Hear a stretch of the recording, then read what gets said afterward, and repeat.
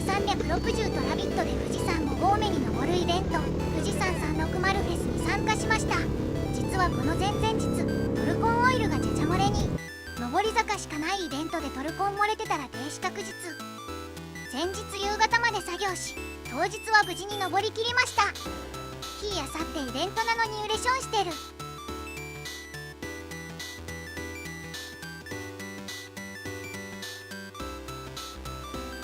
まずはステップを外します。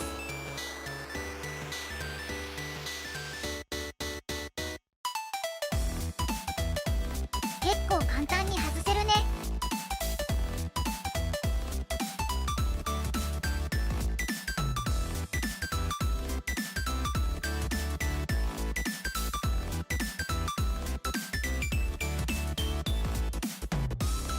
あちゃ、タンクの加減のレベルまでオイル抜けちゃってるよ。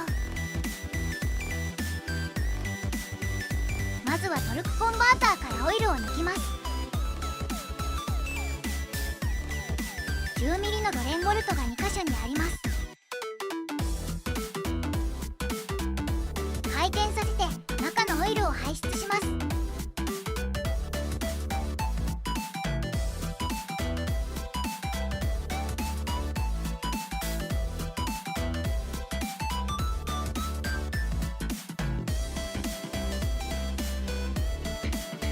トルコンのセンターナットを外しちゃいます。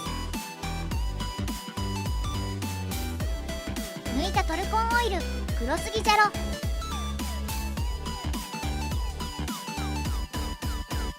オーリングやガスケットも撤去。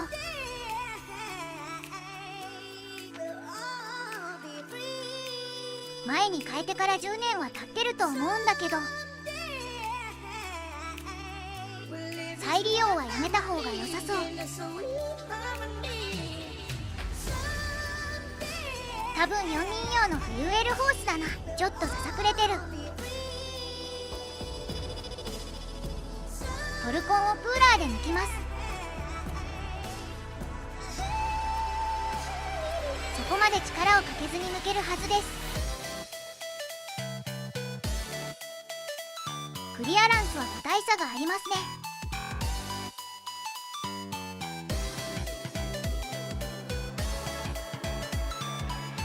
流体トルクコンバーターの要の部分、フリーホイール。トルコンオイルが盛るならここから。ホースも湿ってるな。4本のプラスネジを外せばフリーホイールが分離します。舐めると嫌なのでインパクトで緩めますね。4個の小さい六角ナットは緩めなくて大丈夫です。このフリーホイールはすでに対策フランジでオイルシールを交換されてます。このフリーホイールにオイルシールがつきますが、当時のサイズのオイルシールは手に入らないため、前後のフランジを対策品に交換して、現在でも入手可能なオイルシールを使用できるようにしています。スーパーフローを乗り続けるための先人の知恵ですね。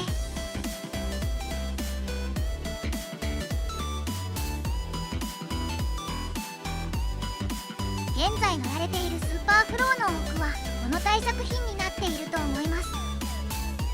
純正品は外側まで覆うようなオイルシールです。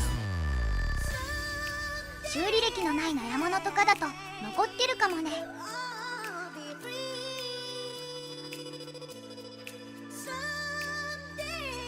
トルコンのタンクも外します。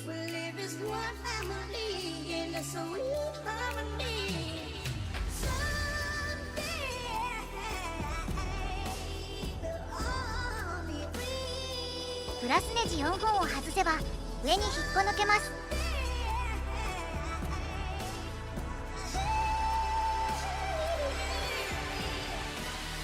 ちょっと実力を加えて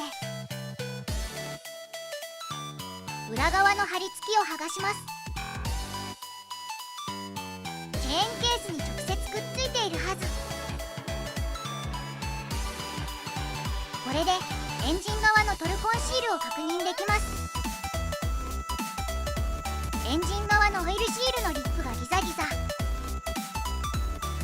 このオイルシールももうダメだな。何年前に組んだんだったかな。12、13年前ぐらいかな。フリーホイールを持って伊東自動車に向かいます。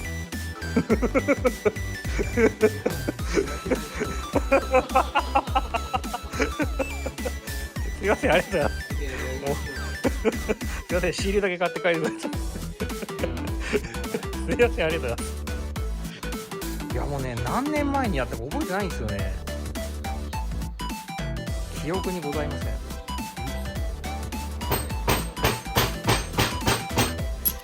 こうやった時に、ちょっとここだと分かりづらいね。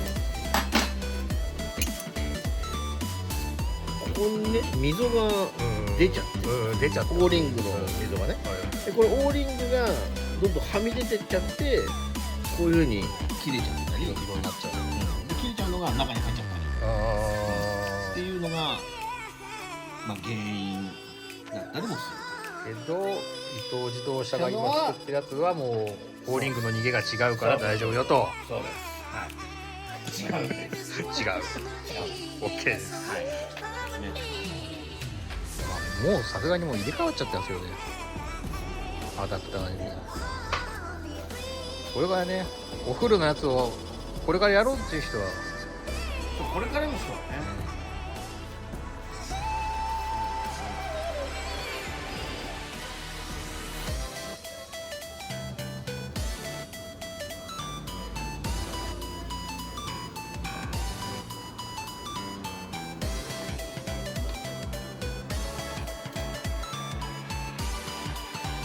伊東自動車から戻ってきて作業再開。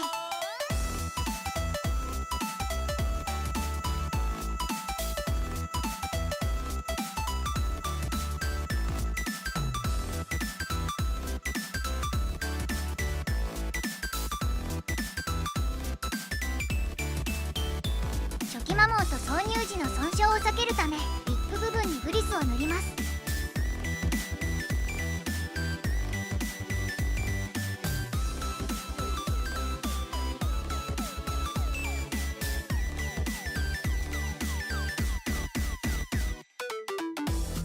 フリーホイールの接触部分には液体ガスケット。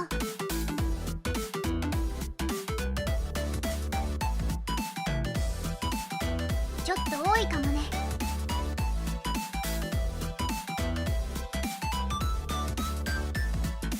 フリーホイールを取り付けます。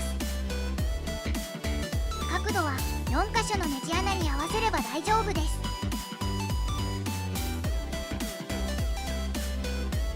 フリーホイール自体はこの4本のプラスネジだけで固定されています。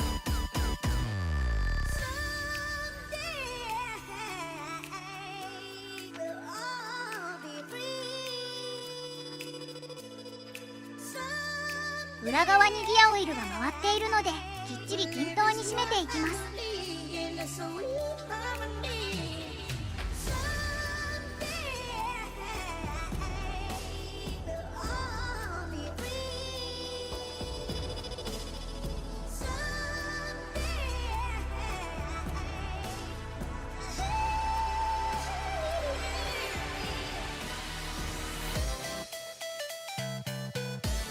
トルクコンバーターを入れましょう。しかしこのトルコン、がっつりとついた跡があるんだよな。ガスケットがつくところの汚れを落として脱脂。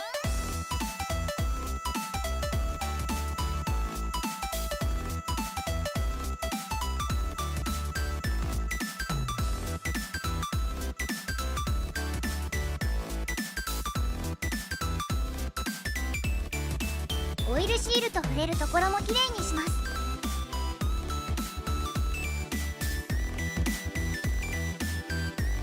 エンジン側とトルコンをつなぐ爪の角度を揃えます。外側の爪はフリーホイールにつながっています。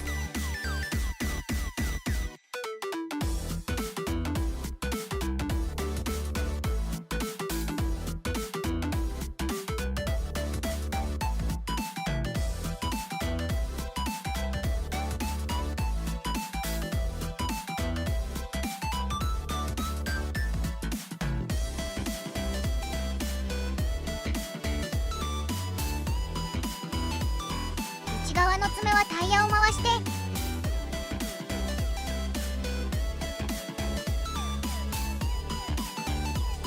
さてすんなりいくかな。トルコン側の爪の角度も揃えて。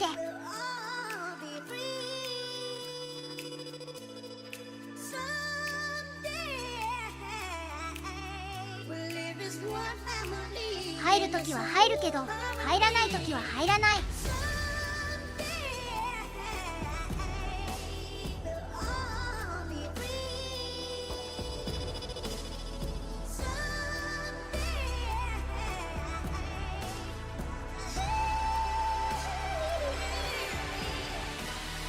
今はなんか入らない気がする。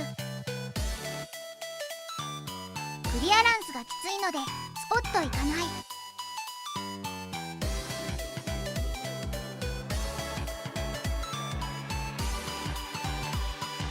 いい溝も入ってないな。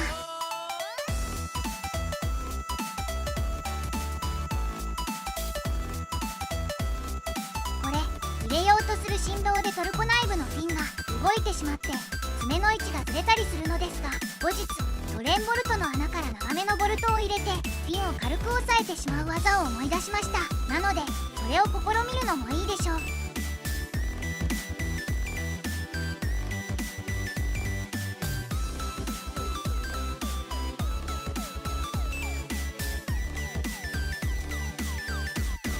過去何回かやっている作業ですが、今回はバラさないとはまらなそうなのでトルコンを分解することにしました。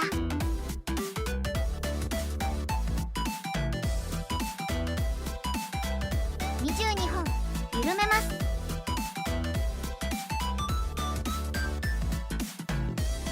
うまくはまらないとイライラするので今回は遠回りを選びました。分解しなくてもはまるときははまるんですけどね。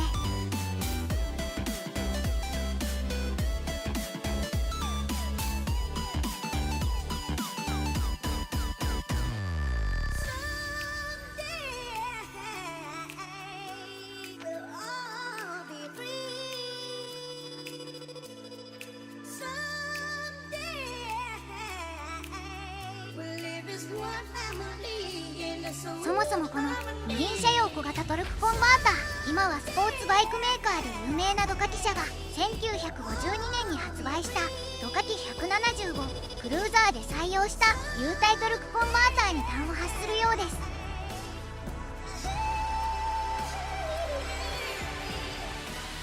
1956年発売のラビット S61D は富士重工が開発した小型の高効率トルクコンバーターを搭載していますが、当時の雑誌記事を読んでもドカティ社の車両と比較テストを行って開発したようです。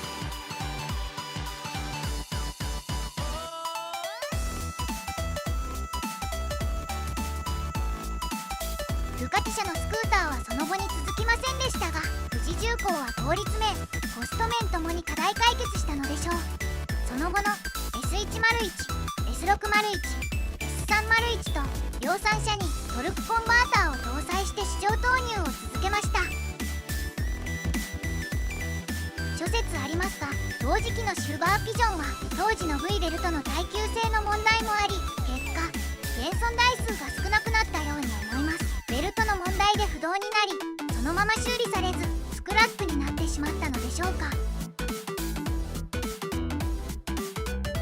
ラビットの現存台数が多いのは駆動方式の選択で成功したからなのではと思っています。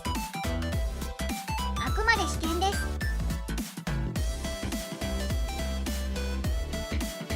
ボルトが全部取れたので分解します。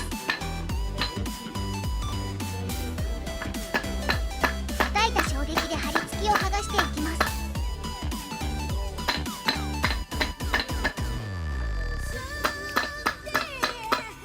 隙間ができたので軽くこじって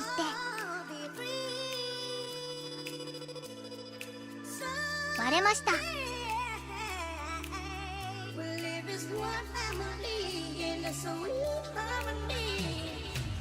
有体トルクコンバーターの中、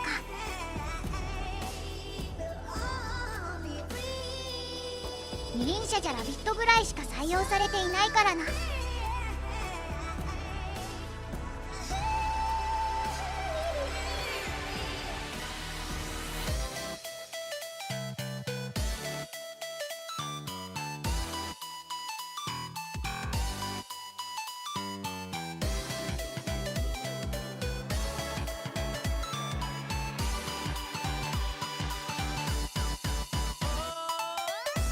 内側のクランプ軸受けも大丈夫そう。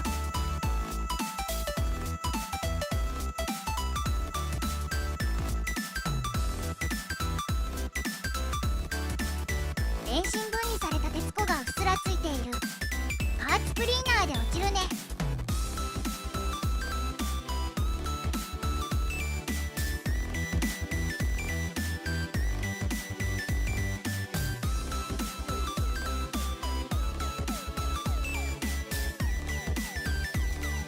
拭いて拭いて。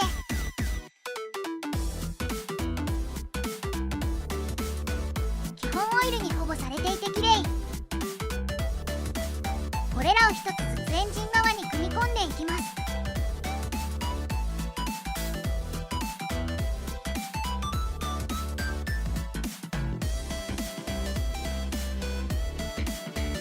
組み立てる前に合わせ面を清掃します。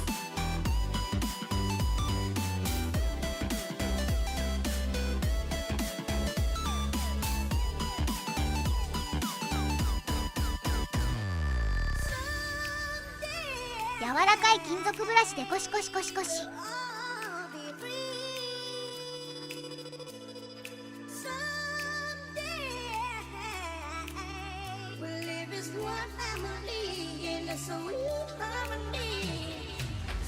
オーリングのはみ出している部分も清掃。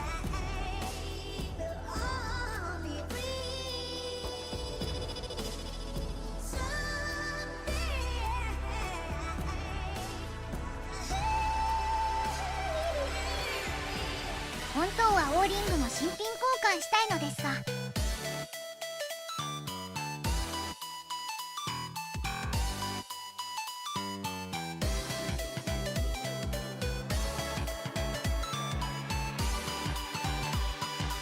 明日のイベントに間に合わないので今回はそのまま。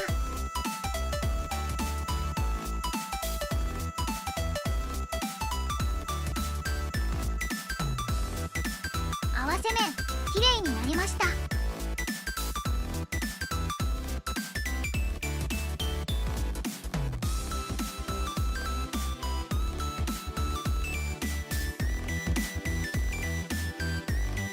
まず最初の部品を挿入。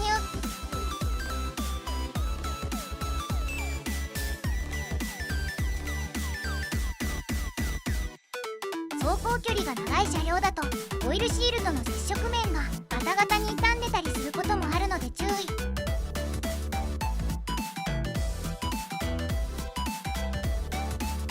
外側の爪を合わせて挿入。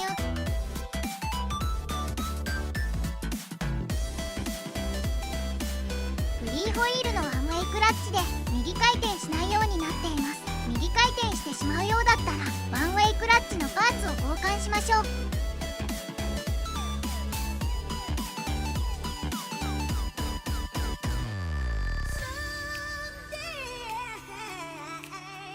こちらも内側の爪に合わせて挿入。軸受けのメタルが減っていないかチェックしましょう。いよいよトルコンを合体させる準備を。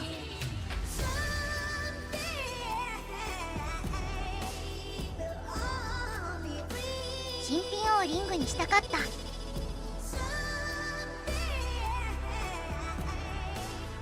液体ガスケットを塗っていきます。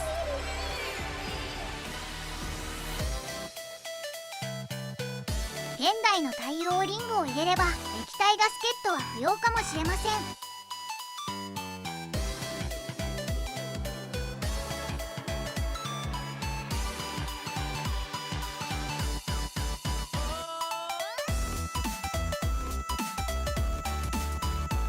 少なめぐらいがちょうどいいのですが、ついつい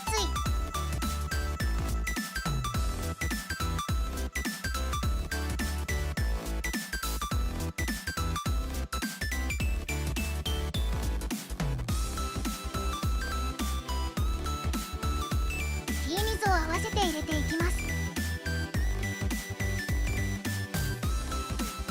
溝の位置が合っていないのに無理に入れてもダメ。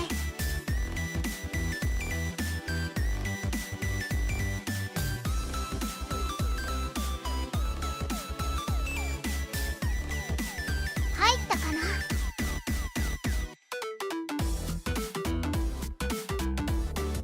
軽いハンマリングで抵抗なく入っていきますね。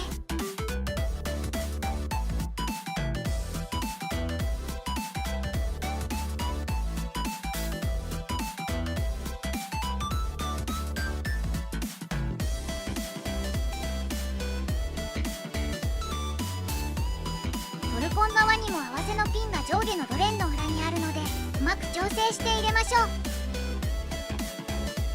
入ったかな。あくまで軽くです。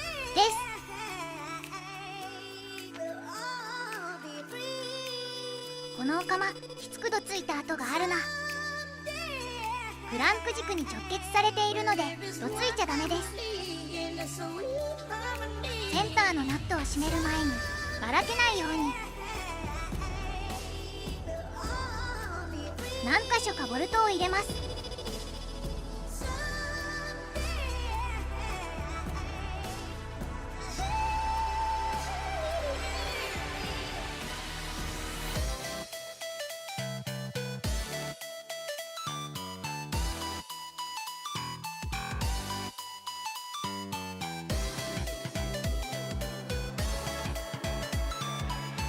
センターナットの部分のガスケットを入れて、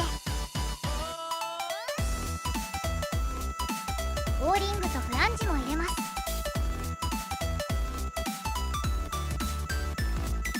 スプリングワッシャーとナットも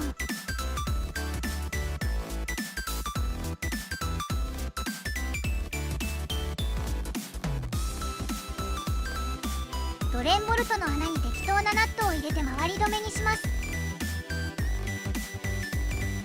他に最適な方法があったら教えてください。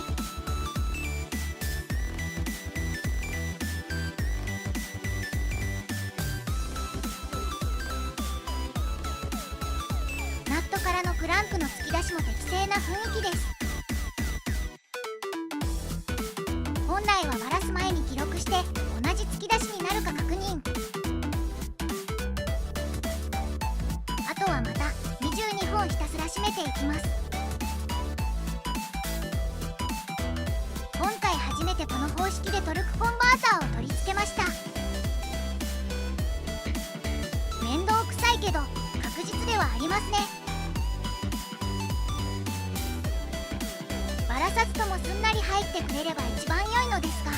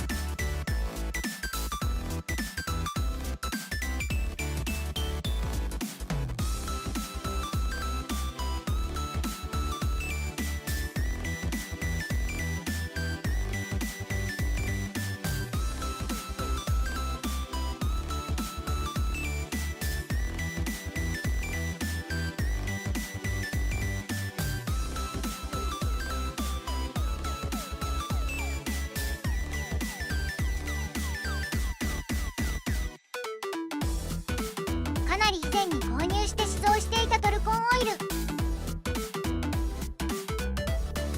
トルコンのドレーンを上に持ってきてボルトを外します。コンバーター内をオイルで満たすためです。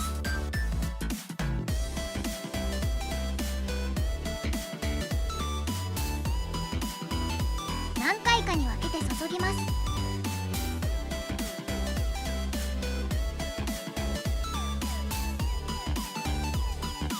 泡が混じらないようになるべくゆっくり。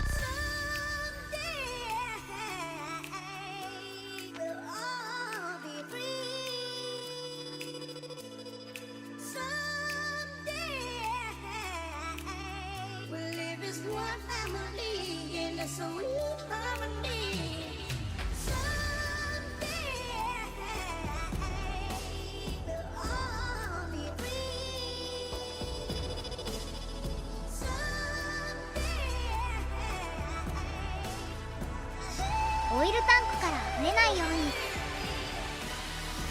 に。見えるかな。まだまだですね。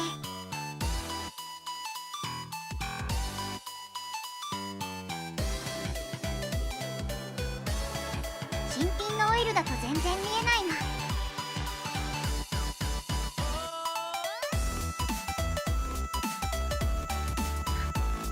溢れてきた。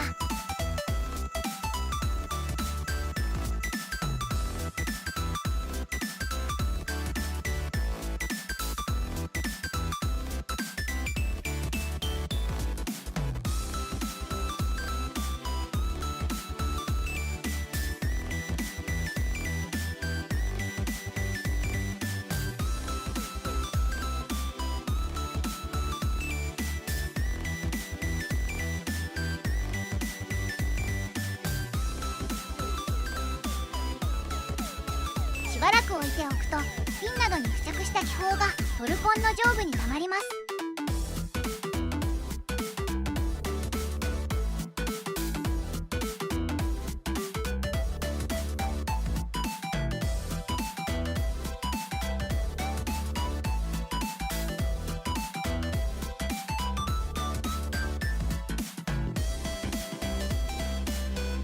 オイルタンクの蓋を開けるとオイルが下に落ちます。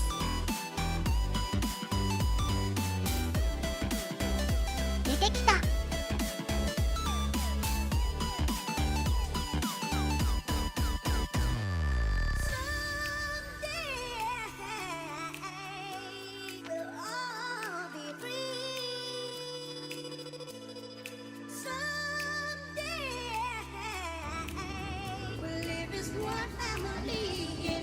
とりあえず試運転。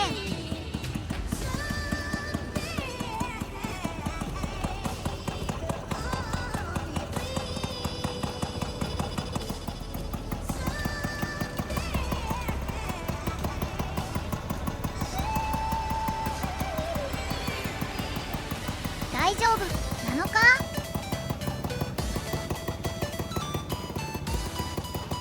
明日富士スバルラインを走れるのか。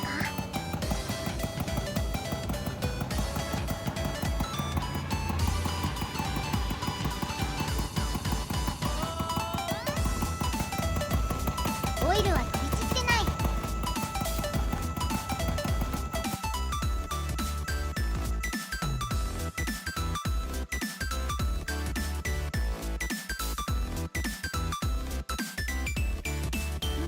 漏れてない。